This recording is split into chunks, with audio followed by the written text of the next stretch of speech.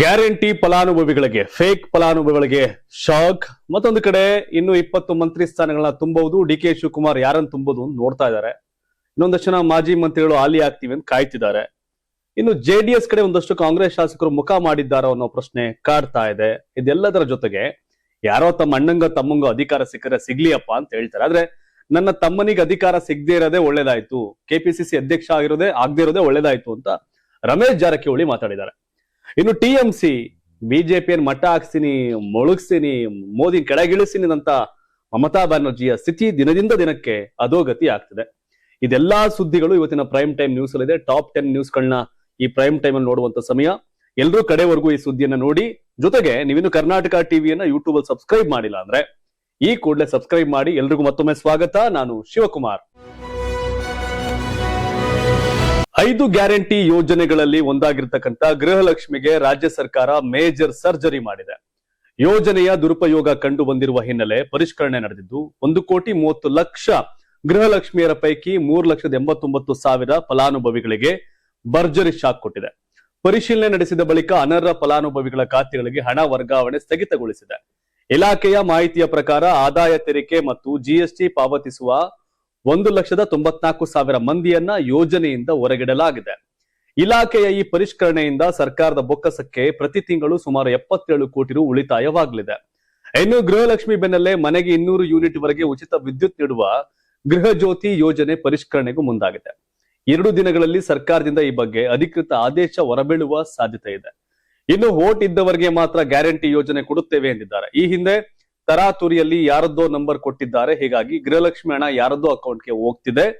ಅದರ ಬದಲು ಫಲಾನುಭವಿಗಳ ಖಾತೆಗೆ ಹಣ ಸಂದಾಯವಾಗಬೇಕು. ನಾವು ಕರ್ನಾಟಕದವರಿಗೆ ಮಾತ್ರ ಗ್ಯಾರಂಟಿಗಳನ್ನ ಕೊಡೋದು ಅಂತ ಸಿಎಂ ಡಿ.ಕೆ. ಶಿವಕುಮಾರ್ ಸ್ಪಷ್ಟವಾಗಿ ತಿಳಿಸಿದ್ದಾರೆ. ಅದಲ್ಲದೆ ಮಾಜಿ ಮುಖ್ಯಮಂತ್ರಿ ಸಿದ್ದರಾಮಯ್ಯ ಕೂಡ ಕಾಂಗ್ರೆಸ್ ಸರ್ಕಾರ ಜಾರಿಗೆ ತಂದಿರುವ 5 ಗ್ಯಾರಂಟಿ ಯೋಜನೆಗಳನ್ನ ಯಾವುದೇ ಕಾರಣಕ್ಕೂ ಸ್ಥಗಿತಗೊಳಿಸಲಾಗೋದಿಲ್ಲ ಅಂತ ಹೇಳಿದ್ದಾರೆ. ಈ ಕುರಿತು ಎಕ್ಸ್ ನಲ್ಲಿ ಪೋಸ್ಟ್ ಮಾಡಿ ಪಂಚ ಗ್ಯಾರಂಟಿ ಯೋಜನೆಗಳನ್ನ ಯಾವುದೇ ಕಾರಣಕ್ಕೂ ನಿಲ್ಲಿಸೋದಿಲ್ಲ. ಮುಂದಿನ 2 ವರ್ಷಗಳ ಕಾಲ ಮಾತ್ರವಲ್ಲ, ಮುಂದಿನ ಚುನಾವಣೆಯಲ್ಲಿ ಮತ್ತೆ ನಾವು ಅಧಿಕಾರಕ್ಕೆ ಬರ್ತೇವೆ. ಅದರ ನಂತರವೂ ಗ್ಯಾರಂಟಿಗಳು ಮುಂದುವರಿಯಲಿವೆ. ಯೋಜನೆಗಳ ಅನುಷ್ಠಾನದಲ್ಲಿ ಕಂಡುಬರುವ ದೋಷಗಳನ್ನ ಸರಿಪಡಿಸುವ ಕೆಲಸ ಪ್ರಾರಂಭದಿಂದಲೇ ನಡೆಯುತ್ತಾ ಬಂದಿದೆ, ಈಗಲೂ ಮುಂದುವರೆದಿದೆ. ಈ ಯೋಜನೆಗಳ ಫಲಾನುಭವಿಗಳು ವಿರೋಧ ಪಕ್ಷಗಳ ಅಪಪ್ರಚಾರಕ್ಕೆ ಕಿವಿಗೊಟ್ಟು ಆತಂಕಕ್ಕೆ ಒಳಗಾಗೋದು ಬೇಕಾಗಿಲ್ಲ ಅಂತ ಸಿದ್ದರಾಮಯ್ಯ ಹೇಳಿದ್ದಾರೆ. ಕರೆಕ್ಟ್. ಹತ್ರಕ್ಕೆ ಯಾವ್ಯಾವ್ದು ಕೊಡಬೇಡಿ, ಕರೆಕ್ಟ್ ಆಗಿ ಕೊಡಿ ಅಂತಾನೆ ಎಲ್ಲ ಡಿಮ್ಯಾಂಡ್ ಮಾಡ್ತಿದ್ರು. ಅದನ್ನ ಮಾಡಕ್ ಹೊರಟಿದ್ದಾರೆ. ಗುಡ್. ಯಾರೋ ಬೇರೆ ರಾಜ್ಯದವ್ರಿಗೆ ನಮ್ ದುಡ್ಡು ಯಾಕೆ ಹೋಗ್ಬೇಕು? ಕರೆಕ್ಟ್ ಇದೆ, ಮಾಡ್ತಿರೋದೆಲ್ಲ ಕರೆಕ್ಟ್ ಆಗಿದೆ. SIR ಆದ್ಮೇಲೆ ಇನ್ನೊಂದಷ್ಟು ಡಿಲೀಟ್ ಆದ್ಮೇಲೆ ನೀಟಾಗಿ ಕೊಟ್ಟರು ಚೆನ್ನಾಗಿರುತ್ತೆ. ಈಗಿಂತ SIR ಆದ್ಮೇಲೆ ನಮ್ಮಲ್ಲಿ ಒಂದು 20-30 ಲಕ್ಷ ಓಟ್ಗಳು ಡಿಲೀಟ್ ಆಗುತ್ತೆ. ಉದಾಹರಣೆಗೆ ತಮಿಳುನಾಡಲ್ಲೂ ಓಟ್ ಇದೆ, ಕರ್ನಾಟಕದಲ್ಲೂ ಓಟ್ ಇದೆ, ಆಂಧ್ರದಲ್ಲೂ ಓಟ್ ಇದೆ, ಕರ್ನಾಟಕದಲ್ಲೂ ಓಟ್ ಇದೆ, ಕೇರಳದಲ್ಲೂ ಓಟ್ ಇದೆ, ಇಲ್ಲೂ ಓಟ್ ಇದೆ. ಅಂತವ್ರವೆಲ್ಲ ಕಟ್ ಆಗ್ತವೆ. ಈಗ ಆ ಟೈಮ್ ಆದ್ಮೇಲೆ ಮಾಡಿದ್ರೆ ಇನ್ನೂ ಒಂದ್ ಸ್ವಲ್ಪ ದುಡ್ಡು ಉಳಿತದೆ ಡಿ.ಕೆ. ಶಿವಕುಮಾರ್ ಸರ್ಕಾರಕ್ಕೆ. ಎರಡನೇದು ಜಿಎಸ್ಟಿ ಅನಿವಾರ್ಯ ಆಗ್ಬಿಟ್ಟಿದೆ ಎಲ್ರಿಗೂ. ಅವ್ರು ಯಾರೋ ಸಣ್ಣದಾಗೆ ಚಿಲ್ಲರೆ ಅಂಗಡಿ ಇಟ್ಕೊಂಡಿರೋರು ಕೂಡ GST ಮಾಡಿಸಿರ್ತಾನೆ. ಆದ್ರೆ GST ಕಟ್ತವ್ರೆ ಅನ್ನೋ ಕಾರಣಕ್ಕೆ ಅವ್ರನ್ನ ಅಧ್ವಾನ ಮಾಡಬೇಡಿ. ಇನ್ಕಮ್ ಟ್ಯಾಕ್ಸ್ ನ ಫೈಲ್ ಮಾಡ್ತಿರ್ತಾರೆ ಕೆಲವರು. 15,000, 18,000, 20,000 ಸಂಬಳ ಬಂದ್ರು ಕೂಡ ಅವ್ರ ಆಫೀಸ್ ಕಡೆಯಿಂದ ಒಂದು 500 ರೂಪಾಯಿ ಕೊಟ್ರೆ ಇನ್ಕಮ್ ಟ್ಯಾಕ್ಸ್ ಲೋನ್ ಬೇಕಂದ್ರೆ IT ಫೈಲ್ ಮಾಡಿದ್ರ ಅಂತ ಕೇಳ್ತಾರೆ. ಆ ಕಾರಣಕ್ಕೆಲ್ಲ IT ಫೈಲ್ ಮಾಡ್ತಿರ್ತಾರೆ. ಅವರ ವಾರ್ಷಿಕ IT ಫೈಲ್ ಮಾಡಿದ್ರು ಕೂಡ ಅವರ ಆದಾಯ ಏನಾರ ಒಂದಿಷ್ಟು ಲಕ್ಷ ಇದ್ರ ಮೇಲೆ ಇದ್ರೆ ಅಂತ ಮಾಡಿ. ಅಂತವ್ರಿಗೆ ಅನ್ಯಾಯ ಮಾಡಕ್ ಹೋಗ್ಬೇಡಿ. IT ಫೈಲ್ ಮಾಡೋರಲ್ಲ ಶ್ರೀಮಂತರಲ್ಲ. IT ಫೈಲಿಂಗ್ ಇದೆ. ಟ್ಯಾಕ್ಸ್ ಕಟ್ಟುತ್ತಿದ್ರೆ, ಟ್ಯಾಕ್ಸ್ ನ ಕಟ್ತಾ ಇದ್ರೆ ಅಂತವ್ರಿಗೆ ನಿಲ್ಸಿ. IT file income tax file ಮಾಡೋರ್ನ ತೊಂದರೆ ಕೊಡ್ಬೇಡಿ.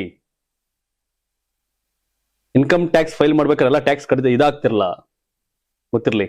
500 ರೂಪಾಯಿ ಕಟ್ಟರೆ ಒಬ್ಬ 20-25,000 ಸಂಬಳ ಬರೋನ್ ಕೂಡ IT ಫೈಲ್ ಮಾಡ್ತಾನೆ, ಲೋನ್ ಸಿಗ್ಲಿ ಈಸಿಯಾಗಿ ಅಂತ. ಸೊ ಅವನ್ನೆಲ್ಲ ಗಮನದಲ್ಲಿ ಇಟ್ಕೊಂಡು ಮಾಡಿ ಬುದ್ಧಿವಂತರಿ ಅಂತ ಕೇಳ್ತೀವಿ. ಅದು ಎರಡನೇದು. ಇದರಿಂದ ಎಷ್ಟು ಉಳಿಸ್ಬೋದು ಉಳಿಸಿ.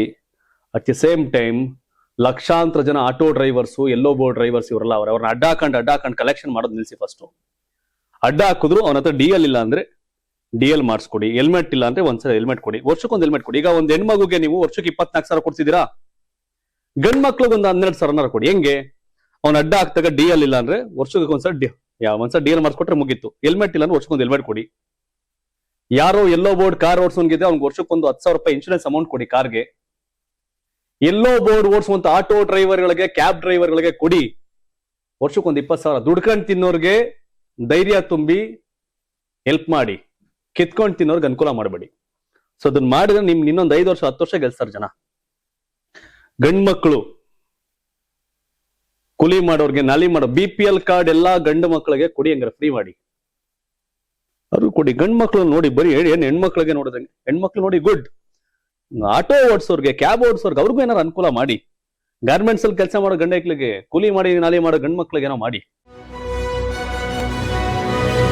ವಿಧಾನ ಪರಿಷತ್ ಚುನಾವಣೆಯಲ್ಲಿ ಅಡ್ಡ ಮತದಾನದ ಭೀತಿ ಎದುರಾಗಿದ್ದು ಕಾಂಗ್ರೆಸ್ ರೆಸಾರ್ಟ್ಸ್ ಪಾಲಿಟಿಕ್ಸ್ ಶುರುವಾಗಿದೆ. ನಾಳೆಯಿಂದ 3 ದಿನಗಳ ಕಾಲ ಕಾಂಗ್ರೆಸ್ ಶಾಸಕರು ರೆಸಾರ್ಟ್ಸ್ಗೆ ಶಿಫ್ಟ್ ಆಗ್ತಿದ್ದಾರೆ. ಬಿಡದಿಯ ವಂಡರ್ಲಾ ರೆಸಾರ್ಟ್ಸ್ ಅಲ್ಲಿ ಒಟ್ಟು 150 ರೂಮ್ ಬುಕ್ ಆಗಿದ್ದು, ನಾಳೆ ನಾಡಿದ್ದು ಇಲ್ಲೇ ಕಾಂಗ್ರೆಸ್ ಶಾಸಕರು ವಾಸ್ತವ್ಯ ಹೂಡಲಿದ್ದಾರೆ ಎನ್ನಲಾಗಿದೆ. ಕಾಂಗ್ರೆಸ್ನ 14 ಶಾಸಕರನ್ನ ಜೆಡಿಎಸ್ ಸಂಪರ್ಕ ಮಾಡಿರುವ ಮಾಹಿತಿ ಹೊರಬಿದ್ದ ಹಿನ್ನೆಲೆ ಅಡ್ಡ ಮತದಾನದ ಭೀತಿ ಶುರುವಾಗಿದೆ. ಹೀಗಾಗಿ ರೆಸಾರ್ಟ್ಸ್ಗೆ ಶಾಸಕರನ್ನ ಶಿಫ್ಟ್ ಮಾಡಲಾಗ್ತಿದ್ದು, ಶಾಸಕರನ್ನ ಹಿಡಿದಿಟ್ಟುಕೊಳ್ಳಲು DK ಶಿವಕುಮಾರ್ ಕಸರತ್ತು ಶುರು ಮಾಡಿದ್ದಾರೆ. ಕಾಂಗ್ರೆಸ್ ಶಾಸಕರು ರೆಸಾರ್ಟ್ಸ್ ಇಂದ ನೇರವಾಗಿ ವಿಧಾನಸೌಧಕ್ಕೆ ಬಂದು ಮತದಾನ ಮಾಡಲಿದ್ದಾರೆ. ಸಿಎಂ ಆದ ಬಳಿಕ DK ಶಿವಕುಮಾರ್ ಅವರು ಮೊದಲ CLP ಸಭೆ ನಡೆಸಲಿದ್ದು, ನಾಳೆ ಸಂಜೆ ವಂಡರ್ಲಾ ರೆಸಾರ್ಟ್ಸ್ ನಲ್ಲಿ ಮೀಟಿಂಗ್ ನಡೆಯಲಿದೆ. 5 ಅಭ್ಯರ್ಥಿಗಳಿಗೆ 5 ತಂಡಗಳಾಗಿ ಮತ ಹಾಕುವ ಬಗ್ಗೆ ತರಬೇತಿ ನೀಡುವ ಸಾಧ್ಯತೆ ಇದೆ ಅಂತ ತಿಳಿದು ಬಂದಿದೆ. ಕಾಂಗ್ರೆಸ್ನ 14 ಶಾಸಕರನ್ನ ಕೇಂದ್ರ ಸಚಿವ ಕುಮಾರಸ್ವಾಮಿ ಸಂಪರ್ಕಿಸಿದ್ದಾರೆ ಎನ್ನಲಾಗ್ತಾ ಇದೆ. ಈ ಹಿನ್ನೆಲೆ DK ಶಿವಕುಮಾರ್ ಅಲರ್ಟ್ ಆಗಿದ್ದು, HDK ಮಾತಿಗೆ ಮರಳಾಗದೆ ಪಕ್ಷದ ವಿನಯ್ ಕಾರ್ತಿಕ್ಗೆ ಮತ ಹಾಕುವಂತೆ DKಶಿ ಸೂಚನೆ ಕೊಡಲಿದ್ದಾರೆ. ಪಕ್ಷೇತರ 3 ಶಾಸಕರನ್ನ ಕೂಡ DK ಬ್ರದರ್ಸ್ ಈಗಾಗಲೇ ಸಂಪರ್ಕ ಮಾಡಿದ್ದಾರೆ ಎನ್ನಲಾಗ್ತಾ ಇದೆ. ಇದರ ನಡುವೆ ST ಸೋಮಶೇಖರ್, ಶಿವರಾಮ್ ಹೆಬ್ಬಾರ್ ಕೂಡ CLP ಮೀಟಿಂಗ್ ನಲ್ಲಿ ಭಾಗಿಯಾಗುವ ಸಾಧ್ಯತೆ ಇದೆ. ಈ ಮೂಲಕ ಪಕ್ಷದ ಶಾಸಕರನ್ನ ಹಿಡಿದಿಟ್ಟುಕೊಳ್ಳಲು ಕೈ ಪಡೆ ಮುಂದಾಗಿದೆ. ಕರೆಕ್ಟ್, ಯಾಕಂದ್ರೆ ಇದು ತೋರ್ಸಂಗಿಲ್ಲ, ಗುಪ್ತ ಮತದಾನ. ಎಲ್ಲಿ ಗುಪ್ತವಾಗಿ ಎಲ್ಲಿ ಗುಮ್ತಾರೋ ಅಂತ ಭಯ. ಹಾಲ್ ಪಾರ್ಟಿ ಏನ್ ಬರೀ ಕಾಂಗ್ರೆಸ್ ಅವ್ರಿಗೆ ಅಂತಲ್ಲ, BJP ಅವ್ರು ಯಾರು ಓಟ್ ಹಾಕ್ಬಿಡ್ತಾರೋ, ದಳದವ್ರು ಯಾರು ಓಟ್ ಹಾಕ್ಬಿಡ್ತಾರೋ, ಕಾಂಗ್ರೆಸ್ ಯಾರು ಓಟ್ ಹಾಕ್ಬಿಡ್ತಾರೋ ಅಂತ ಗುಪ್ತ ಮತದಾನದ ಗುನ್ನ ಯಾರಿಗೆ ಅನ್ನೋ ಪ್ರಶ್ನೆ ಸಹಜವಾಗಿ. ಹಾಗಾಗಿ ಹಿಂಗಿರುತ್ತೆ. ನಿಮ್ ಪ್ರಕಾರ, ನಾನು ಆಗ್ಲೇ ಕಳೆದ ಬಾರಿ ಓದಂತ ನ್ಯೂಸ್ ಅಂದ್ರೆ ಗ್ಯಾರಂಟಿ ಪರಿಷ್ಕರಣೆ ಇದೆಯಲ್ಲ, ಗ್ಯಾರಂಟಿ ಗಂಡ್ ಮಕ್ಳಿಗೂ, ಆಟೋ ಡ್ರೈವರ್ಗೆ, ಕ್ಯಾಬ್ ಡ್ರೈವರ್ಗೆಲ್ಲ ಅಟ್ಲೀಸ್ಟ್ ವರ್ಷಕ್ಕೆ ಒಂದು 10-15 ಸಾವಿರ ಕಾರ್ ಇನ್ಶೂರೆನ್ಸ್ಗೆ, ಆಟೋ ಇನ್ಶೂರೆನ್ಸ್ಗೆ ದುಡ್ಡು ಕೊಡಿ. ಯಾರ ಗಂಡ್ ಮಕ್ಳು ಅಡ್ಡಾಗ DL ಇಲ್ಲ, DL ಮಾಡಿಸ್ಕೊಡಿ. ಹೆಲ್ಮೆಟ್ ಇಲ್ಲ ಅಂದ್ರೆ ಅವ್ರು ಹೆಲ್ಮೆಟ್ ಕೊಡಿ. ವರ್ಷಕ್ಕೆ ಅಟ್ಲೀಸ್ಟ್ 15,000 ಹಣವನ್ನ ಅವ್ರಿಗೆ ಅನುಕೂಲ ಮಾಡೋ ಕಡೆ ಮಾಡ್ಲಿ ಅನ್ನೋದು ನಂದು ಒಂದ್ ಸ್ವಲ್ಪ ವೈಯಕ್ತಿಕ ಡಿಮ್ಯಾಂಡ್. ತಾವೇನ್ ಹೇಳ್ತೀರಿ ಕಾಮೆಂಟ್ ಮಾಡಿ. ಮತ್ತಿದು ಈ ಸರಿ ಒಂದ್ ಹೆಚ್ಚುವರಿ ಕ್ಯಾಂಡಿಡೇಟ್ ಹಾಕಿರ್ತಕ್ಕಂಥ ಕಾಂಗ್ರೆಸ್ ಅಥವಾ JDS ದಲ್ಲಿ ಕಾಂಗ್ರೆಸ್ ಕ್ಯಾಂಡಿಡೇಟ್ ವಿನಯ್ ಕಾರ್ತಿಕ್ ಗೆಲ್ತಾರ ಅಥವಾ JDS ಅವ್ರು ಗೆಲ್ತಾರ? ಆ ಕಾಮೆಂಟ್ ಕೂಡ ನೀವು ಮಾಡಬಹುದು. ಇನ್ ನೆಕ್ಸ್ಟ್ ಮಂತ್ರಿಗಿರಿ ಸಂಬಂಧಪಟ್ಟಂಗೆ ರಾಜ್ಯ ರಾಜಕಾರಣದಲ್ಲಿ ತೀವ್ರ ಕುತೂಹಲ ಮೂಡಿಸಿರ್ತಕ್ಕಂಥ ಸಚಿವ ಸಂಪುಟ ವಿಸ್ತರಣೆ ಪ್ರಕ್ರಿಯೆಗೆ ಕೊನೆಗೂ ಮುಹೂರ್ತ ಫಿಕ್ಸ್ ಆದಂತಿದೆ. ಜೂನ್ 27 ಅಥವಾ 29ರಂದು ಅಧಿಕೃತವಾಗಿ ಸಂಪುಟ ವಿಸ್ತರಣೆ ನಡೆಯುವ ಸಾಧ್ಯತೆಗಳಿದೆ. ಜೂನ್ 18ರಂದು ನಡೆಯಲಿರ್ತಕ್ಕಂಥ ವಿಧಾನ ಪರಿಷತ್ ಚುನಾವಣೆ ಹಾಗೂ ಜೂನ್ 21ರಂದು ನಿಗದಿಯಾಗಿರ್ತಕ್ಕಂಥ KPCC ಅಧ್ಯಕ್ಷರ ಪ್ರಮಾಣ ವಚನ ಕಾರ್ಯಕ್ರಮ ಬೆನ್ನಲ್ಲೇ ಸಂಪುಟ ಕಸರತ್ತು ತೀವ್ರಗೊಳ್ಳಲಿದೆ. ಜೂನ್ 23ರಂದು ಮುಖ್ಯಮಂತ್ರಿ DK ಶಿವಕುಮಾರ್ ಹಾಗೂ ಮುಖ್ಯಮಂತ್ರಿ ಸಿದ್ದರಾಮಯ್ಯ ಅವರು ಜಂಟಿಯಾಗಿ ದೆಹಲಿಗೆ ತೆರಳಲಿದ್ದಾರೆ. ಜೂನ್ 24 ಮತ್ತು 25ರಂದು AICC ವರಿಷ್ಠರೊಂದಿಗೆ ಸರಣಿ ಸಭೆಗಳು ನಡೆಯಲಿದ್ದು, ಸಚಿವರಾಗುವ ಅಂತಿಮ ಪಟ್ಟಿ ಫೈನಲ್ ಆಗಲಿದೆ ಅಂತ ಮೂಲಗಳು ತಿಳಿಸಿವೆ. ವಿಳಂಬವಾಗುತ್ತಿರುವ ಸಂಪುಟ ಪ್ರಕ್ರಿಯೆಗೆ ಸಂಪೂರ್ಣ ಮುಕ್ತಿ ನೀಡಲು ನಿರ್ಧರಿಸಿರ್ತಕ್ಕಂಥ ಕಾಂಗ್ರೆಸ್ ಹೈಕಮಾಂಡ್ ಒಂದೇ ಸಲ 20 ಶಾಸಕರನ್ನ ಸಚಿವರನ್ನಾಗಿ ಸಂಪುಟಕ್ಕೆ ಸೇರ್ಪಡೆ ಮಾಡಿಕೊಳ್ಳಲು ಒಲವನ್ನು ವ್ಯಕ್ತಪಡಿಸಿದೆ. ಇದರಲ್ಲಿ ಎಷ್ಟು ಹಳೆ ಮುಖಗಳಿಗೆ ಮತ್ತೆ ಮನೆ ಸಿಗಲಿದೆ ಅಥವಾ ಎಷ್ಟು ಜನ ಹೊಸ ಮುಖಗಳಿಗೆ ಹೈಕಮಾಂಡ್ ಚಾನ್ಸ್ ಕೊಡುತ್ತೆ ಎಂಬುದು ಸದ್ಯದ ದೊಡ್ಡ ಯಕ್ಷ ಪ್ರಶ್ನೆಯಾಗಿದೆ. ಈ ಬಾರಿಯ ಸಂಪುಟ ವಿಸ್ತರಣೆಯು ಸಂಪೂರ್ಣವಾಗಿ ರಾಹುಲ್ ಗಾಂಧಿ ಸೂತ್ರದ ಅಡಿಯಲ್ಲೇ ನಡೆಯುತ್ತೆ ಎನ್ನಲಾಗ್ತಾ ಇದೆ. ಕಾರ್ಯಕ್ಷಮತೆ, ಸಾಮಾಜಿಕ ನ್ಯಾಯ ಹಾಗೂ ಯುವ ನಾಯಕತ್ವಕ್ಕೆ ಆದ್ಯತೆ ನೀಡುವ ರಾಹುಲ್ ಫಾರ್ಮುಲಾದ ಮಧ್ಯೆ ಸಿಎಂ DK ಶಿವಕುಮಾರ್ ಹಾಗೂ ಸಿದ್ದರಾಮಯ್ಯ ಅವರು ತಮ್ಮ ಆಪ್ತ ವಲಯದ ಎಷ್ಟು ಜನರಿಗೆ ಶಾಸಕರಿಗೆ ಮಂತ್ರಿ ಪಟ್ಟ ಕೊಡಿಸ್ತಾರೆ, ಯಶಸ್ವಿ ಆಗ್ತಾರೆ ಎಂಬುದನ್ನ ಕಾದ್ ನೋಡಬೇಕಿದೆ. DK ಶಿವಕುಮಾರ್ ಮುಖ್ಯಮಂತ್ರಿ ಆಗ್ಬೇಕಾಯ್ತಾಯ್ತು. ಅವ್ರೊಂಥರ ಇನ್ನು ಮೋದಿ ಸ್ಟೈಲಲ್ಲಿ ಆಡಳಿತ ಮಾಡ್ತಾವ್ರೆ, ಅಂದ್ರೆ ಸಿಂಗಲ್ ಮ್ಯಾನ್ ಆರ್ಮಿ ಏನೋ ಮಾಡ್ಬೇಕು ಅಂತ ಹೋಗ್ತಿದ್ದಾರೆ. 20 ಜನರು 15 ಜನ ಹೊಸಬ್ರಿಗೆ ಅಂತಾರೆ, 5 ಜನ ಅಳುಬ್ರಿಗೆ ಅಂತಾರೆ. ಇನ್ನು ಜಮೀರ್ ಅಹಮದ್ ಖಾನ್, ಸಂತೋಷ್ ಲಾಡ್, ಚಲುರಾಯ ಸ್ವಾಮಿ, ಮಾದೇವಪ್ಪ ಅವ್ರು ಇನ್ನೊಂದಷ್ಟು ರಿಪೀಟ್ ಆಗಕ್ಕೆ ಒಂದಷ್ಟು ಜನ ನೋಡ್ತಾ ಇದ್ದಾರೆ. ಫಸ್ಟ್ ಟೈಮ್ ಗೆದ್ದಂತ ಪ್ರದೀಪ್ ಈಶ್ವರ್, ಮಂಡ್ಯ ಗಣಿಗ ರವಿಕುಮಾರ್, ಶಿವಗಂಗಾ ಬಸವರಾಜ್, ನಯನಾ ಮೋಟಮ್ಮ ಅದ್ಯಾಗ ಅವರು ಕೂಡ ಮಂತ್ರಿ ಆಗ್ಬೇಕು ಅಂತ ಒಂದಷ್ಟು ನಿರೀಕ್ಷೆಗಳನ್ನ ಇಟ್ಕೊಂಡಿದ್ದಾರೆ. So DK Shivakumar first time MLA ಆಗಿದಾಗಲೇ ಮಂತ್ರಿ ಆಗಿದ್ರು. ಚಿಕ್ಕ ವಯಸ್ಸಿಗೆ 27-28 ವರ್ಷಕ್ಕೆ ಮಂತ್ರಿ ಮನುಷ್ಯ. ಆ ಕಾರಣಕ್ಕೆ ಆತರ ಪ್ರಯೋಗ ಮಾಡ್ತಾರೆ ಅಂತಿದೆ. ನನ್ಗೂ ಮೊನ್ನೆ ಚಿಕ್ಕಬಳ್ಳಾಪುರ ಶಾಸಕರು ಸಿಕ್ಕಿದ್ರು ಪ್ರದೀಪ್ ಈಶ್ವರ್, ನನ್ಗೊಂದು ಅವಕಾಶ ಆಗ್ಬೋದು ಅಂತ ಹೇಳಿದ್ರು KPCC ಆಫೀಸ್ ಹತ್ರ ಸಿಕ್ತಾಗ. ಪ್ರದೀಪ್ ಈಶ್ವರ್ಗೆ ಬಹಳ ವಿಶ್ವಾಸ ಇದೆ ಅಲ್ವಾ, ಸುಧಾಕರ್ನೇ ಸೋಲ್ಸ್ ಗೆದ್ದು ಬಂದವರು ಮನುಷ್ಯ ಮಂತ್ರಿ ಆಗ್ತಿಲ್ಲ ಅನ್ನಕ್ಕಾಗತ್ತೆ. ಆಗ್ಬೋದು, ಏನ್ ಬೇಕಾದ್ರೆ ಆಗ್ಬೋದು, ನೋಡೋಣ. ಬಿಡದಿ ಟೌನ್ಶಿಪ್ ವಿವಾದ ಆಡಳಿತಾರೂಢ ಕಾಂಗ್ರೆಸ್ ಹಾಗೂ ಪ್ರತಿಪಕ್ಷಗಳ ನಡುವೆ ವಾಕ್ಸಮರಕ್ಕೆ ಕಾರಣವಾಗಿದೆ. ಈ ಮಧ್ಯೆ ಬೆಂಗಳೂರಿನಲ್ಲಿ ಸುದ್ದಿಗಾರರೊಂದಿಗೆ ಮಾತನಾಡಿದಂತ ಮುಖ್ಯಮಂತ್ರಿ ಡಿಕೆ ಶಿವಕುಮಾರ್ ಜೆಡಿಎಸ್ ಹಾಗೂ ಕೇಂದ್ರ ಸಚಿವ ಎಚ್ ಡಿ ಕುಮಾರಸ್ವಾಮಿ ವಿರುದ್ಧ ಕಿಡಿಕಾರಿದ್ರು. ನಾನು ಯಾರ್ಯಾರೋ ಮಾತಿಗೆ ಉತ್ತರ ಕೊಡೋಕಾಗೋದಿಲ್ಲ. ಮಹಾರಾಷ್ಟ್ರದಲ್ಲಿ 90,000 ಎಕರೆ, ತೆಲಂಗಾಣದಲ್ಲಿ 40,000 ಎಕರೆಯಲ್ಲಿ ಟೌನ್ಶಿಪ್ ಮಾಡ್ತಿದ್ದಾರೆ. ಬಿಡದಿಯದ್ದು ನನ್ನ ಯೋಜನೆಯಲ್ಲ. ಕುಮಾರಸ್ವಾಮಿ ಅವರ ಈ ಯೋಜನೆಗೆ ಅಧಿಸೂಚನೆ ಹೊರಡಿಸಿದ್ದರು. ಇಂದಿನ ಬಿಜೆಪಿ ಸರ್ಕಾರ ಈ ಜಾಗದಲ್ಲಿ 1,000 ಎಕರೆಯನ್ನ ಕೆಐಎಡಿಬಿಗೆ ಸ್ವಾಧೀನಪಡಿಸಿಕೊಟ್ಟಾಗ ಇವರು ಯಾಕೆ ಸುಮ್ಮನಿದ್ರು? ಹಾರೋಹಳ್ಳಿ ಕೈಗಾರಿಕಾ ಪ್ರದೇಶ ಮಾಡಿದ್ಯಾರು? ಆಗ ರೈತರನ್ನ ಕಳಿಸಲಿಲ್ವೇ? ಇಲ್ಲಿ ರೈತರು ಜಮೀನು ನೀಡೋಕೆ ಮುಂದಾಗಿದ್ದಾರೆ, ಆದ್ರೆ ಇವರಿಗೆ ರಾಜಕಾರಣ ಮಾಡ್ತಿದ್ದಾರೆ ಅಂತ ಹರಿಯಾಯ್ದ್ರು. ಇನ್ನೊಂದೆಡೆ ರಾಜ್ಯ ಕಾಂಗ್ರೆಸ್ ಸರ್ಕಾರ ಹಾಗೂ ಉಪಮುಖ್ಯಮಂತ್ರಿ ಡಿಕೆ ಶಿವಕುಮಾರ್ ಅವರು ರೈತರ ಅಹವಾಲುಗಳನ್ನು ಆಲಿಸುತ್ತಿಲ್ಲ ಎಂಬ ಆರೋಪಿಸಿ ನಿಖಿಲ್ ಕುಮಾರಸ್ವಾಮಿ ಎಐಸಿಸಿ ನಾಯಕ ರಾಹುಲ್ ಗಾಂಧಿ ಅವರಿಗೆ ಪತ್ರ ಬರೆದು ಹಸ್ತಕ್ಷೇಪಕ್ಕೆ ಆಗ್ರಹಿಸಿದ್ದಾರೆ. ಕೇಂದ್ರ ಸರ್ಕಾರದ ಗ್ರೇಟ್ ನಿಕೋಬಾರ್ ಅಭಿವೃದ್ಧಿ ಯೋಜನೆ ವಿರುದ್ಧ ಗ್ರೀನ್ ಓವರ್ ಗ್ರೀಡ್ ಎಂದು ದನಿ ಎತ್ತಿರುವ ರಾಹುಲ್ ಅವರು ಕರ್ನಾಟಕದಲ್ಲಿ ಅವರದೇ ಪಕ್ಷದ ಸರ್ಕಾರ ರೈತರ ಫಲವತ್ತಾದ ಭೂಮಿಯನ್ನು ಉಪನಗರಕ್ಕೆ ಸ್ವಾಧೀನಪಡಿಸಿಕೊಳ್ಳುತ್ತಿದೆ. ಆ ಬಗ್ಗೆಯೂ ತಮ್ಮ ಸರ್ಕಾರದ ಕಿವಿ ಹಿಂಡಿ ಯೋಜನೆ ಕೈಬಿಡುವಂತೆ ಪತ್ರದಲ್ಲಿ ಒತ್ತಾಯಿಸಲಾಗಿದೆ ಅಂತ ತಿಳಿಸಿದರು. ನನಗೆ ನಮ್ಮ ಕರ್ನಾಟಕ ಟಿವಿ ಲೀಡರ್ ಅವಾರ್ಡ್ಸ್ ಇದೆ, ಇದನ್ನ ಇನ್ವೈಟ್ ಮಾಡೋಣ ಅಂತ ಹೋಗಿದ್ದೆ ದೇವದುರ್ಗ MLA ಕರೆಮ್ಮ ಅವ್ರಿಗೆ. ಬಿಡದಿ ಜನ ಬೇಡ ಅಂತ ನಮ್ ಕಡೆ ಉದ್ಯೋಗ ಬೇಕು, ಅಲ್ಲಿ ಯಾದಗಿರಿ, ಕಲಬುರಗಿ, ಉತ್ತರ ಕರ್ನಾಟಕ ಮಂದಿ ಬಂದು ಇಲ್ಲಿ ಕಾರ್ ಓಡಿಸಕ್ಕೆ, ಹೋಟೆಲ್ ಕೆಲಸ ಮಾಡಕ್ಕೆ, ಮನೆ ಕೆಲಸ ಮಾಡಕ್ಕೆ, ಕಟ್ಟಡ ಕೆಲಸ ಮಾಡಕ್ ಬರ್ತಾರೆ. ಇಂಥ ಕೈಗಾರಿಕೆ ನಮ್ ಕಡೆಗಾರ ಬರ್ಲಿ ಅಂತ ಕೇಳ್ತಾರೆ. ಬೆಂಗಳೂರು ಭಾರತ ಬೆಂಗಳೂರಿಂದ ಉದ್ಧಾರ ಆಗ್ತಾ ಇರೋದು ಆಂಧ್ರದವರು, ಬೆಂಗಳೂರಿಂದ ಉದ್ಧಾರ ಆಗ್ತಾ ಇರೋದು ತಮಿಳ್ನಾಡವರು, ಬೆಂಗಳೂರಿಂದ ಜಾಸ್ತಿ ಉದ್ಧಾರ ಆಗ್ತಿರೋದು ಕೇರಳದವರು.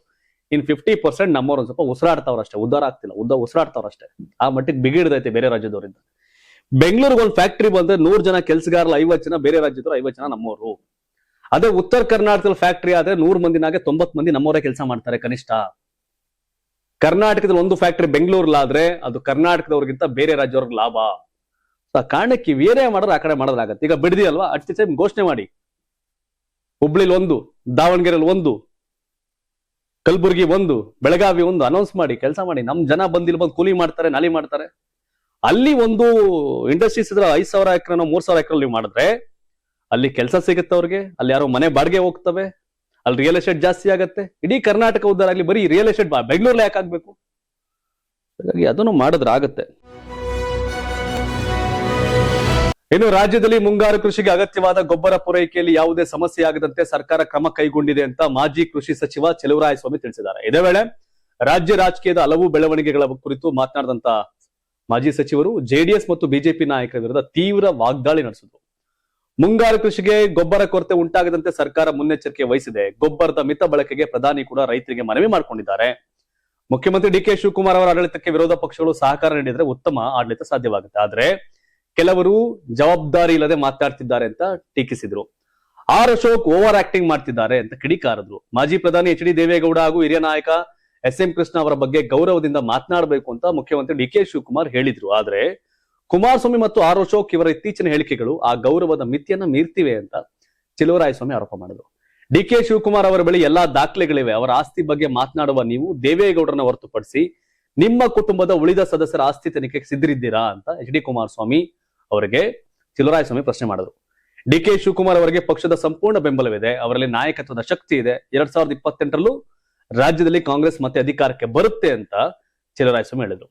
ಟಿಕೆಟ್ ನೀಡೋಕೆ ಎಷ್ಟು ಹಣ ನಿಗದಿಪಡಿಸ್ತಿದ್ರು, ಯಾರನ್ನ ಸೋಲಿಸಲು ಎಷ್ಟು ಹಣ ಖರ್ಚು ಮಾಡ್ತಿದ್ರು ಕುಮಾರಸ್ವಾಮಿ ಅವರು, ಇವೆಲ್ಲವೂ ಕೂಡ ನಮಗೆ ಗೊತ್ತಿದೆ ಅಂತ ಹೇಳುವ ಮೂಲಕ ಕೇಂದ್ರ ಸಚಿವ ಕುಮಾರಸ್ವಾಮಿ ಅವರ ವಿರುದ್ಧ ಚೆಲುವರಾಯಸ್ವಾಮಿ ವಾಗ್ದಾಳಿ ಮಾಡಿದ್ರು.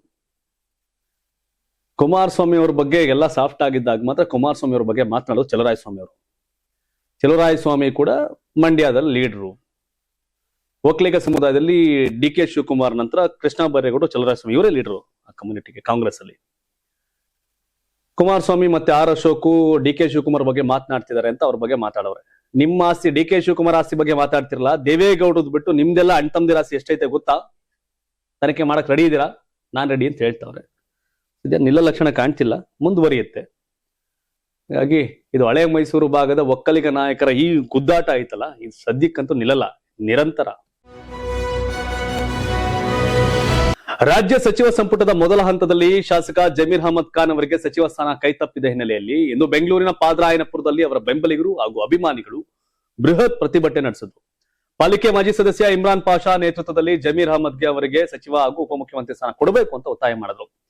ವಿಧಾನಸೌಧ ಚಲೋ ಪಾದಯಾತ್ರೆಗೆ ಕರೆ ನೀಡಲಾಗಿತ್ತು. ಆದ್ರೆ ಹೈಕೋರ್ಟ್ ನಿರ್ದೇಶನದಂತೆ ಫ್ರೀಡಂ ಪಾರ್ಕ್ ನಲ್ಲಿ ಮಾತ್ರ ಪ್ರತಿಭಟನೆಗೆ ಅವಕಾಶ ಇರೋದ್ರಿಂದ ಪೊಲೀಸರು ಪಾದಯಾತ್ರೆಗೆ ಅನುಮತಿ ನಿರಾಕರಿಸಿದ್ರು. ಮುಂಜಾಗ್ರತಾ ಕ್ರಮವಾಗಿ ಹೊಸಹಳ್ಳಿ ಫ್ಲೈಓವರ್ ಮತ್ತು ಪಾದರಾಯಪುರ ಮುಖ್ಯ ರಸ್ತೆಯನ್ನ ಬಂದ್ ಮಾಡಿ ಬಿಗುವಿನ ಪೊಲೀಸ್ ಭದ್ರತೆ ಕಲ್ಪಿಸಲಾಗಿತ್ತು. ಬಿಗಿ ಪೊಲೀಸ್ ಬಂದೋಬಸ್ತ್ ಕಲ್ಪಿಸಲಾಗಿತ್ತು. ಸ್ಥಳದಲ್ಲಿ ಕೆಎಸ್ಆರ್ಪಿ ತುಕಡಿ ಹಾಗೂ ಸಿಆರ್ ತಂಡಗಳನ್ನ ನಿಯೋಜಿಸಲಾಗಿತ್ತು. ಪ್ರತಿಭಟನೆಗೆ ಬೆಂಬಲ ಸೂಚಿಸಿ ಪಾದರಾಯಪುರ ಮುಖ್ಯ ರಸ್ತೆಯ ವ್ಯಾಪಾರಿಗಳು ಸ್ವಯಂ ಪ್ರೇರಿತರಾಗಿ ಅಂಗಡಿಗಳನ್ನ ಬಂದ್ ಮಾಡಿದ್ರು. ಜಮೀರ್ ಅಹಮದ್ ಅವರ ಪೋಸ್ಟರ್ ಹಾಗೂ ಫೋಟೋಗಳನ್ನ ಹಿಡ್ಕೊಂಡು ನೂರಾರು ಮಹಿಳೆಯರು ಮತ್ತು ಪುರುಷರು ಇಮ್ರಾನ್ ಪಾಷಾ ಕಚೇರಿ ಬಳಿ ಜಮಾಯಿಸಿದ್ರು. ಪೊಲೀಸರು ರಸ್ತೆಯ ಮಧ್ಯೆ ಬ್ಯಾರಿಕೇಡ್ಗಳನ್ನ ಹಾಕಿ ಜನರನ್ನ ಗಲ್ಲಿಗಳಲ್ಲಿಯೇ ತಡೆದ್ರು. ನೂಕಾಟ ತಲ್ಲಾಟ ನಡೆಸಿ ಪ್ರತಿಭಟನಾಕಾರರು ರಸ್ತೆಗೆ ಧಾವಿಸಿ ನ್ಯಾಯ ಬೇಕು ಅಂತ ಘೋಷಣೆ ಕೂಗಿದ್ರು. ಜಮೀರ್ ಅಹಮದ್ ಖಾನ್ ಬೆಂಬಲಿಗರು ಪ್ರತಿಭಟನೆ ಮಾಡ್ತಾವ್ರೆ. ಜಮೀರ್ ಅಹಮದ್ ಖಾನ್ ಮಂತ್ರಿ ಸ್ಥಾನ ಕೊಡ್ಬೇಕಪ್ಪ. ಕೊಡದೆ ಹೋದ್ರೆ ಕಾಂಗ್ರೆಸ್ಗೊಂದು 30-40 ಸೀಟ್ ದಾವಣಗೆರೆಗೆ ಹೇಳ್ತಾರಪ್ಪ, ಜಮೀರ್ ನಾವು ಓಟ್ ಹಾಕ್ಸಿದೀವಿ ಆಗ ಗೆದ್ದವ್ರೆ ಅಂತ ಹೇಳ್ತಾರೆ. ಇಲ್ಲ 20,000 ಸ್ಪ್ಲಿಟ್ ಮಾಡಿದ್ದು ಜಮೀರ್ ಅಂತ ಹೇಳ್ತಾರೆ. ಅಲ್ಲೆಲ್ಲ ದಾವಣಗೆರೆ 20,000 ಸ್ಪ್ಲಿಟ್ ಮಾಡೋದಪ್ಪ. ನೀವು ಮಂತ್ರಿಗಿರಿ ಕೊಡದೆ ಹೋದ್ರೆ 30 ಸ್ಪ್ಲಿಟ್ ಆಗುತ್ತೆ. ನೆಕ್ಸ್ಟ್ 30 ಸ್ಪ್ಲಿಟ್ ಮಾಡಿದ್ರೆ 30 ಕ್ಷೇತ್ರದಲ್ಲಿ ಕಾಂಗ್ರೆಸ್ ಮಕಡೆ ಮಲ್ಕೊಳತ್ತೆ. ಜಮೀರ್ ಅಹಮದ್ ಖಾನ್ ಎದುರಾಕೊಂಡು ಕಾಂಗ್ರೆಸ್ನವ್ರು ರಾಜಕಾರಣ ಮಾಡಕ್ ಸದ್ಯ ಕಷ್ಟ. ಜಮೀರ್ ಅಹಮದ್ ಖಾನ್ ಕಾಂಗ್ರೆಸ್ನ ಮುಸಲ್ಮಾನ ನಾಯಕ. ಮುಸಲ್ಮಾನರಿಗೆ ಜಮೀರ್ ಅಹಮದ್ ಖಾನ್ ಪ್ರಬಲ ನಾಯಕ. ಅವ್ರು ಕೊಡದೆ ಇವ್ರು ಏನಾರು ಹಂಗೆ ಇಟ್ಟಾಡ್ಸಿದ್ರೆ ಹಿಂಗ ಅವಕಾಶ ಕೊಡದೆ ಹೋದ್ರೆ ಜಮೀರ್ ಅಹಮದ್ ಖಾನ್ ಕಾಂಗ್ರೆಸ್ಗೆ ದೊಡ್ಡ ನಷ್ಟ ಮಾಡೋದ್ರಲ್ಲಿ ಯಾವುದೇ ಡೌಟ್ ಇಲ್ಲ, ಕೊಡದೆ ಹೋದ್ರೆ. ಕೆಪಿಸಿಸಿ ಅಧ್ಯಕ್ಷ ಸ್ಥಾನಕ್ಕೆ ಸತೀಶ್ ಜಾರಕಿಹೊಳಿ ಹೆಸರು ಕೇಳಿ ಬಂದಿದ್ರು. ಅಂತಿಮವಾಗಿ ಅವಕಾಶ ಸಿಗದಿರುವ ಬಗ್ಗೆ ಬಿಜೆಪಿ ಶಾಸಕ ಅವರ ಬ್ರದರ್ ರಮೇಶ್ ಜಾರಕಿಹೊಳಿ ಅಚ್ಚರಿಯ ಪ್ರತಿಕ್ರಿಯೆ ಕೊಟ್ಟಿದ್ದಾರೆ. ಸತೀಶ್ ಜಾರಕಿಹೊಳಿ ಕೆಪಿಸಿಸಿ ಅಧ್ಯಕ್ಷರಾಗದೇ ಇರುವುದು ಒಳ್ಳೇದಾಗಿದೆ. 2028ರಲ್ಲಿ ಬಿಜೆಪಿ ಮತ್ತೆ ಅಧಿಕಾರಕ್ಕೆ ಬರಲಿದೆ. ಇಂತಹ ಸಂದರ್ಭದಲ್ಲಿ ಅವರು ಕೆಪಿಸಿಸಿ ಅಧ್ಯಕ್ಷರಾಗಿದ್ರೆ ನಮಗೆ ರಾಜಕೀಯವಾಗಿ ಹೆಚ್ಚು ಸವಾಲಾಗ್ತಿತ್ತು ಅಂತ ಹೇಳಿದ್ದಾರೆ. ಸತೀಶ್ ಜಾರಕಿಹೊಳಿ ಅವರಿಗೆ ಕೆಪಿಸಿಸಿ ಅಧ್ಯಕ್ಷ ಸ್ಥಾನ ಸಿಗದಿರುವುದು ದೇವರೇ ಮಾಡಿದ ಒಳ್ಳೆಯ ಕೆಲಸ. ಅವರು ಅಧ್ಯಕ್ಷರಾಗಿದ್ರೆ ಬಿಜೆಪಿ ಎದುರು ಕಾಂಗ್ರೆಸ್ ಇನ್ನಷ್ಟು ಬಲವಾಗುವ ಸಾಧ್ಯತೆ ಇತ್ತು ಅಂತ ರಮೇಶ್ ಜಾರಕಿಹೊಳಿ ಅಭಿಪ್ರಾಯಪಟ್ಟಿದ್ದಾರೆ. ಸದ್ಯ ಮುಖ್ಯಮಂತ್ರಿ ಡಿಕೆ ಶಿವಕುಮಾರ್ ಸರ್ಕಾರದ ಕಾರ್ಯವೈಖರಿ ಕುರಿತು ಪ್ರತಿಕ್ರಿಯೆ ನೀಡೋಕೆ ಇದು ಸರಿಯಾದ ಸಮಯವಲ್ಲ. ಡಿಕೆ ಶಿವಕುಮಾರ್ ಮುಖ್ಯಮಂತ್ರಿಯಾಗಿ ಅಧಿಕಾರ ಸ್ವೀಕರಿಸಿ ಇನ್ನು ಕೆಲವೇ ದಿನಗಳಾಗಿದೆ. ಸಚಿವ ಸಂಪುಟ ರಚನೆ ಪ್ರಕ್ರಿಯೆಯು ಪೂರ್ಣಗೊಂಡಿಲ್ಲ. ಇನ್ನು 1 ತಿಂಗಳ ಕಾಲ ಸಂಪುಟ ವಿಸ್ತರಣೆ ಮತ್ತು ಖಾತೆ ಹಂಚಿಕೆ ಪ್ರಕ್ರಿಯೆ ನಡೆಯಬಹುದು ಅಂತ ಅವರು ಹೇಳಿದ್ರು. ಈಗಲೇ ಸರ್ಕಾರದ ಬಗ್ಗೆ ಮಾತನಾಡಿರೋದು ಹತಾಶೆಯ ಪ್ರತಿಕ್ರಿಯೆ ಅಂತೆ ಕಾಣಬಹುದು. ಆದ್ದರಿಂದ 3 ತಿಂಗಳ ಬಳಿಕ ಸರ್ಕಾರದ ಸಾಧನೆ, ಕಾರ್ಯವೈಖರಿ ಮತ್ತು ರಾಜಕೀಯ ಬೆಳವಣಿಗೆಗಳ ಬಗ್ಗೆ ನನ್ನ ಅಭಿಪ್ರಾಯ ತಿಳಿಸ್ತೇನೆ ಅಂತ ರಮೇಶ್ ಜಾರಕಿಹೊಳಿ ಹೇಳಿದ್ರು. ಫುಲ್ ಖುಷಿ ಸತೀಶ್ ಅವ್ರ ಅಣ್ಣ ರಮೇಶ್ ಅವ್ರಿಗೆ. ಯಾಕೆಂದ್ರೆ ಅವ್ರ ಅಣ್ಣ ಅವ್ರ ತಮ್ಮ ಏನಾರ ಕೆಪಿಸಿಸಿ ಅಧ್ಯಕ್ಷ ಆಗಿದ್ರೆ ಇವರೆಲ್ಲ ಅವ್ರ ವಿರುದ್ಧ ಮಾತಾಡಂಗಿಲ್ಲ, ಕಾಂಗ್ರೆಸ್ ವಿರುದ್ಧ. ಹೆಂಗಿರೋ ಅವ್ರ ತಮ್ಮ ಆಗ್ಲಿಲ್ಲ ಅನ್ನೋ ಕಾರಣ ಖುಷಿಯಾಗವ್ರು ಇವರು. ಸತೀಶ್ ಜಾರಕಿಹೊಳಿ ಆಗಿದ್ರೆ ಇವರೆಲ್ಲ ಬಾಯಿ ಮುಚ್ಕೊಂಡಿರೋರು, ಮಾತಾಡ್ತಿರ್ಲಿಲ್ಲ. ಈಗ ನಾವ್ ಹೆಂಗಿರೋ ಅಧಿಕಾರಕ್ಕೆ ಬರ್ತೀವಿ ಒಳ್ಳೇದಾಯ್ತು ಅಂತ ಹೇಳ್ತಾವ್ರೆ. ನೋಡಿ, ಇಷ್ಟೆಲ್ಲ ಡಿ ಕೆ ಶಿವಕುಮಾರ್ ರಮೇಶ್ ಜಾರಕಿಹೊಳಿ ನಡುವೆ ಅಷ್ಟೊಂದು ಶತ್ರುತ್ವ ಇದ್ರು ರಾಜಕೀಯವಾಗಿ. ಈಗ ಮುಖ್ಯಮಂತ್ರಿ ಆಗೋರು ತಡೀರಿ 3 ತಿಂಗಳಾಗ್ಲಿ. ರಾಜಕೀಯ ಒಂದಷ್ಟು ಮೆಚುರಿಟಿ ಇದೆ ರಮೇಶ್ ಜಾರಕಿಹೊಳಿಗೆ, ಮೆಚ್ಚಬೇಕಿದನ್ನ. ಹಿಂದೆ ಒಂದು ಸುದ್ದಿ ಓದಿದ್ವಿ, ಚಿಲಲಕ್ಷ್ಮಿ ಮಾತಾಡಿದ್ರು ಈಗಲೇ ಕುಮಾರಸ್ವಾಮಿ ಮತ್ತೆ ಆರ್ ಅಶೋಕ್ ಬಡ್ಕತ್ ಸ್ವಲ್ಪ ಟೈಮ್ ಕೊಡಬೇಕಾಗಿತ್ತು ಅಂತ. ಸೇಮ್ ಕಮ್ಯುನಿಟಿ ಅವರು, ಒಕ್ಲಿಗ್ರೆ. ಡಿ ಕೆ ಶಿವಕುಮಾರ್ ಒಕ್ಲಿಗ, ಕುಮಾರಸ್ವಾಮಿ ಅಶೋಕ್ ಅವರು ಒಕ್ಲಿಗ್ರೆ. ಇವ್ರು ಟೈಮ್ ಕೊಡಬೇಕಾಗಿತ್ತು, ತಡ್ಕೊಂಡಿರ್ಬೇಕಾಗಿತ್ತು. ಈಗಲೇ ಯಾಕೆ ವಿರೋಧ ಮಾತಾಡ್ತಾರೆ ಅಂತ.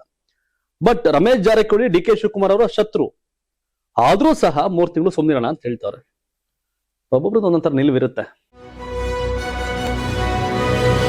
ರಾಜ್ಯಸಭೆ ಸಂಖ್ಯಾಬಲದ ಲೆಕ್ಕಾಚಾರದಲ್ಲಿ ಮಹತ್ವದ ಬದಲಾವಣೆಗಳು ಸಂಭವಿಸುವ ಸಾಧ್ಯತೆಗಳು ಕಾಣಿಸಿಕೊಳ್ತಾ ಇದೆ. ಪಶ್ಚಿಮ ಬಂಗಾಳದ ಆಡಳಿತಾರೂಢ ತೃಣಮೂಲ ಕಾಂಗ್ರೆಸ್ನಲ್ಲಿ ಉಂಟಾಗಿರ್ತಕ್ಕಂಥ ಬಂಡಾಯದ ಬೆಳವಣಿಗೆಗಳು ಇದೀಗ ರಾಷ್ಟ್ರೀಯ ರಾಜಕೀಯದ ಮೇಲೂ ಪರಿಣಾಮ ಬೀರುವ ಸಾಧ್ಯತೆ ಇದೆ. ಪ್ರಸ್ತುತ ರಾಜ್ಯಸಭೆಯಲ್ಲಿ ಎನ್ಡಿಎ ಮೈತ್ರಿಕೂಟದ ಸಂಖ್ಯಾಬಲ ಸುಮಾರು 148 ಸ್ಥಾನಗಳಷ್ಟಿದೆ. ರಾಜ್ಯಸಭೆಯಲ್ಲಿ 3/2 ಬಹುಮತ ಪಡೆಯೋಕೆ 163 ಸದಸ್ಯರ ಬೆಂಬಲ ಅಗತ್ಯವಿದೆ. ಈ ನಡುವೆ ಜಾರ್ಖಂಡ್ ಹಾಗೂ ಮಿಜೋರಾಂ ರಾಜ್ಯಗಳಿಂದ ನಡೆಯಲಿರತಕ್ಕಂಥ ರಾಜ್ಯಸಭಾ ಚುನಾವಣೆಯಲ್ಲಿ ಎನ್ಡಿಎ ಮೈತ್ರಿಕೂಟ 3 ಸ್ಥಾನಗಳನ್ನ ಗೆಲ್ಲುವ ಸಾಧ್ಯತೆ ಇದೆ ಅಂತ ರಾಜಕೀಯ ವಿಶ್ಲೇಷಕರು ಅಂದಾಜಿಸಿದ್ದಾರೆ. ಅದು ನಡೆದರೆ ಎನ್ಡಿಎ ಬಲ 151ಕ್ಕೆ ಏರಬಹುದು. ಇದರ ನಡುವೆ ತೃಣಮೂಲ ಕಾಂಗ್ರೆಸ್ನ 3 ರಾಜ್ಯಸಭಾ ಸದಸ್ಯರು ರಾಜೀನಾಮೆ ನೀಡಿರುವುದು ಹೊಸ ರಾಜಕೀಯ ಲೆಕ್ಕಾಚಾರಗಳಿಗೆ ಕಾರಣವಾಗಿದೆ. ಈ ಸ್ಥಾನಗಳಿಗೆ ನಡೆಯುವ ಉಪಚುನಾವಣೆಯಲ್ಲಿ ಬಿಜೆಪಿ ಅಥವಾ ಎನ್ಡಿಎ ಬೆಂಬಲಿತ ಅಭ್ಯರ್ಥಿಗಳು ಗೆಲುವು ಸಾಧಿಸುವ ಸಾಧ್ಯತೆ ಇದೆ ಎಂಬ ಚರ್ಚೆಗಳು ರಾಜಕೀಯ ವಲಯದಲ್ಲಿ ನಡೆಯುತ್ತಿದೆ. ಅಂತಹ ಪರಿಸ್ಥಿತಿಯಲ್ಲಿ ಎನ್ಡಿಎ ಸಂಖ್ಯಾಬಲ 154ಕ್ಕೆ ತಲುಪುವ ಸಾಧ್ಯತೆ ಇದೆ ಅಂತ ಅಂದಾಜಿಸಲಾಗ್ತದೆ. ಅಲ್ಲದೆ ತೃಣಮೂಲ ಕಾಂಗ್ರೆಸ್ನ ಇನ್ನಷ್ಟು ಸದಸ್ಯರು ರಾಜೀನಾಮೆ ನೀಡುವ ಅಥವಾ ಪಕ್ಷ ತೊರೆಯುವ ಸಾಧ್ಯತೆಗಳ ಬಗ್ಗೆ ಊಹಾಪೋಹಗಳು ಕೇಳಿಬರ್ತಿದ್ದು ಅದು ಎನ್ಡಿಎಗೆ ಮತ್ತಷ್ಟು ಲಾಭದಾಯಕವಾಗಬಹುದು ಎಂಬ ವಿಶ್ಲೇಷಣೆಗಳು ಹೊರಬಿದ್ದಿದೆ. ವಾಸ್ತವ ಮೆಜಾರಿಟಿ ಬರುತ್ತೆ. ಬಿಜೆಪಿಯವರು ಹಂಗೋ ಹಿಂಗೋ ಮಾಡಿ ಮೊನ್ನೆ ಸೋತ್ಬಿಟ್ಟರು ಬಿಲ್ಲಲ್ಲಿ, ಗೆಲ್ಲೇಬೇಕು ಡಿಸೆಂಬರ್ಗೆ ಅಂತ. ಮಹಿಳಾ ಮೀಸಲು, ಕ್ಷೇತ್ರ ಪುನರ್ವಿಂಗಡಣೆ, 1 ನೇಷನ್ 1 ಎಲೆಕ್ಷನ್ ಮಾಡ್ಬಿಟ್ಟು ಬಿಲ್ ಪಾಸ್ ಮಾಡ್ಕೊಂಡು ಏನೋ ಮಾಡ್ತಾರೆ. ಹಂಗಂತ ವಿಪಕ್ಷಗಳನ್ನ ತೀರ್ಸಿ ಕೋಟೆ ಕಟ್ಟೋದೇನೈತೆ? ಯಾರದ್ದೋ ಮನೆಯನ್ನ ಕೆಡವಿ ನಾವು ಮನೆ ಆ ಇಟ್ಕೆ ತಂದ ಮನೆ ಕಟ್ಟಬಾರದು, ಸ್ಮಶಾನ ಇದ್ದಂಗ ಅದು. ರಾಜಕಾರಣದಲ್ಲಿ ತಂತ್ರ ಪ್ರತಿತಂತ್ರ ಕುತಂತ್ರ ಕಾಮನ್ ಆಗ್ಬಿಟ್ಟೈತೆ, ಏನೋ ಮಾಡಕ್ಕಾಗಲ್ಲ. ಜನ ತೀರ್ಮಾನ ಮಾಡ್ತಾರೆ ಅದನ್ನ. ಶಿವಕುಮಾರ್ ಮಾಡೋದೇನೈತಲ್ಲಿ. ರಾಷ್ಟ್ರೀಯ ರಾಜಕೀಯದಲ್ಲಿ ಭಾರಿ ಚರ್ಚೆಗೆ ಕಾರಣವಾಗಿರ್ತಕ್ಕಂಥ ತೃಣಮೂಲ ಕಾಂಗ್ರೆಸ್ನ ಒಳ ಬಂಡಾಯ ಮತ್ತೊಂದು ಮಹತ್ವದ ಹಂತ ತಲುಪಿದೆ. ಈಗಾಗಲೇ 20 ಬಂಡಾಯ ಸಂಸದರು ಎನ್ಸಿಪಿಐ ಜೊತೆ ವಿಲೀನಗೊಂಡಿರುವುದಾಗಿ ಘೋಷಿಸಿದರೆ ಇದೀಗ ಬಂಡಾಯದ ಬಣದ ಬಲ ಮತ್ತಷ್ಟು ಹೆಚ್ಚಾಗಿದೆ ಎನ್ನಲಾಗ್ತಾ ಇದೆ. ಬಂಡಾಯ ಬಣದ ನಾಯಕಿ ಹಾಗೂ ಸಂಸದೆ ಕಕೋಲಿ ಘೋಷ್ ದಸ್ತಿದಾರ್ ಅವರ ಪ್ರಕಾರ ಇನ್ನಿಬ್ಬರು ಸಂಸದರು ಶೀಘ್ರದಲ್ಲೇ ಬಣಕ್ಕೆ ಸೇರ್ಪಡೆಯಾಗಲಿದ್ದು ಬಂಡಾಯ ಸಂಸದರ ಸಂಖ್ಯೆ 22ಕ್ಕೆ ಏರಿಕೆಯಾಗಿದೆ. ಆದರೆ ಹೊಸದಾಗಿ ಸೇರ್ಪಡೆಯಾಗಲಿರತಕ್ಕಂಥ ಸಂಸದರ ಹೆಸರನ್ನ ಅವರು ಇನ್ನೂ ಬಹಿರಂಗಪಡಿಸಿಲ್ಲ. ಅಧಿಕೃತ ಪ್ರಕ್ರಿಯೆ ಪೂರ್ಣಗೊಂಡ ಬಳಿಕವೇ ಅವರ ಹೆಸರುಗಳನ್ನ ಪ್ರಕಟಿಸಲಾಗುವುದು ಅಂತ ತಿಳಿಸಿದ್ದಾರೆ. ಬಂಡಾಯ ಸಂಸದರ ವಾದದ ಪ್ರಕಾರ ಭಾರತದ ಸಂವಿಧಾನದ 10ನೇ ಅನುಸೂಚಿಯಲ್ಲಿರ್ತಕ್ಕಂಥ ಪಕ್ಷಾಂತರ ವಿರೋಧಿ ಕಾನೂನಿನ ಪ್ರಕಾರ ಒಂದು ಪಕ್ಷದ 3/2 ಸದಸ್ಯರು ಒಟ್ಟಾಗಿ ಮತ್ತೊಂದು ರಾಜಕೀಯ ಪಕ್ಷದೊಂದಿಗೆ ವಿಲೀನಗೊಂಡ್ರೆ ಪಕ್ಷಾಂತರ ನಿಷೇಧ ಕಾನೂನು ಅನ್ವಯಿಸುವುದಿಲ್ಲ. ಈ ಹಿನ್ನೆಲೆಯಲ್ಲಿ ಬಂಡಾಯ ಸಂಸದರು ನವದೆಹಲಿಯಲ್ಲಿ ಮಹತ್ವದ ಸಭೆ ನಡೆಸಿದ್ದು ಬಳಿಕ ಲೋಕಸಭಾ ಸ್ಪೀಕರ್ ಓಂ ಬಿರ್ಲಾ ಅವರನ್ನ ಭೇಟಿ ಮಾಡಿ ತಮ್ಮನ್ನ ಪ್ರತ್ಯೇಕ ಬಣವಾಗಿ ಗುರುತಿಸುವಂತೆ ಮನವಿ ಸಲ್ಲಿಸಲು ಮುಂದಾಗಿದ್ದಾರೆ. ಅವೆಲ್ಲ ಇಲ್ಲದೆ ಮಾಡ್ತಾರೇನು? ಇವರೆಲ್ರಿಗೂ ಲೀಡರ್ ಅಮಿತ್ ಶಾ ಆ ತೃಣಮೂಲ ಕಾಂಗ್ರೆಸ್ನ ತೊಂಡ್ ಮಾಡಿ ಪಾರ್ಟಿಗೆ ಹಾಕತ್ತವ್ರೆ. ವೆಸ್ಟ್ ಬೆಂಗಾಲ್ ಗೆದ್ರು, ಈಗ TMCನ ಸೋಲ್ಸೋದಲ್ದೆ TMCನ ಸಾಯ್ಸಕ್ ಕೊಟ್ಟವ್ರೆ. ಏನೋ ರಾಜಕಾರಣ.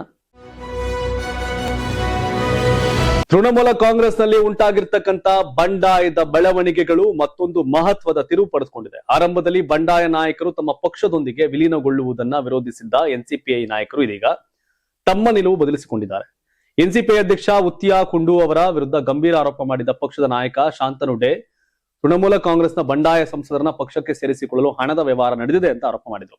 ಪಕ್ಷದ ಅಧ್ಯಕ್ಷರು ಬಂಡಾಯ ನಾಯಕರೊಂದಿಗೆ ಹೊಂದಾಣಿಕೆ ಮಾಡಿಕೊಳ್ಳಲು ಬಯಸುತ್ತಿದ್ದಾರೆ, ಆದ್ರೆ ನಾನು ಆ ನಿರ್ಧಾರವನ್ನು ಬೆಂಬಲಿಸುವುದಿಲ್ಲ ಅಂತ ಈ ಹಿಂದೆ ಶಾಂತನು ಡೇ ಬಹಿರಂಗವಾಗಿ ಅಸಮಾಧಾನ ವ್ಯಕ್ತಪಡಿಸಿದ್ರು. ಆದ್ರೆ ಈಗ ಅವರ ನಿಲುವಿನಲ್ಲಿ ಮಹತ್ವದ ಬದಲಾವಣೆ ಕಂಡುಬಂದಿದೆ. ಪಕ್ಷದ ಸಭೆಯ ಬಳಿಕ ಮಾತನಾಡಿದಂತ ಶಾಂತನು ಡೇ ತೃಣಮೂಲ ಕಾಂಗ್ರೆಸ್ನ ಬಂಡಾಯ ಸಂಸದರನ್ನ ಪಕ್ಷಕ್ಕೆ ಸ್ವಾಗತಿಸಲು ಎನ್ಸಿಪಿಐ ನಿರ್ಧರಿಸಿದೆ ಅಂತ ತಿಳಿಸಿದ್ದಾರೆ. ನಾವು ಸಣ್ಣ ರಾಜಕೀಯ ಪಕ್ಷವಾಗಿದ್ರು ಪಶ್ಚಿಮ ಬಂಗಾಳದ ಅಭಿವೃದ್ಧಿಗಾಗಿ ಕೆಲಸ ಮಾಡೋಕೆ ಬಯಸುತ್ತೇವೆ.